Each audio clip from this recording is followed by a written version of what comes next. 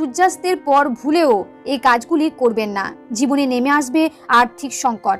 বাস্তুমতে এমন অনেক কাজ রয়েছে যেগুলি সূর্য ডোবার পর একেবারেই করা উচিত নয়। সূর্যোদয় ও সূর্যাস্ত মানে দিন ও রাতের সংযোগস্থল, তাই শাস্ত্রে এই সময়টিকে অত্যন্ত গুরুত্বপূর্ণ বলে মনে করা হয়। তাই সূর্যাস্তের পরে এমন অনেক কাজ আছে যেগুলি কখনোই করবেন না। এতে আপনার পরিবারে যেমন সুখ সমৃদ্ধি থাকবে না, তেমন আর্থিক উন্নতি করতে পারবেন না। এবার জেনে নিন সূর্যাস্তের পর কোন কাজগুলি করবেন না। সন্ধেবেলা ঘুমাবেন না। অনেকে সন্ধেবেলায়ও ঘুমিয়ে থাকেন। শাস্ত্রমতে সন্ধেবেলা ঘুমাতে নেই, কারণ এর ফলে তাদের বয়স কমে। পাশাপাশি বাড়িতে নেতিবাচক শক্তির প্রসার ঘটে। আবার ধর্মীয় দৃষ্টিতে মনে করা হয় সন্ধেবেলা লক্ষ্মীর আগমন ঘটে। এ সময় পরিবারের সদস্যদের ঘুমাতে দেখলে দেবী রুষ্ট হয়ে চলে যান।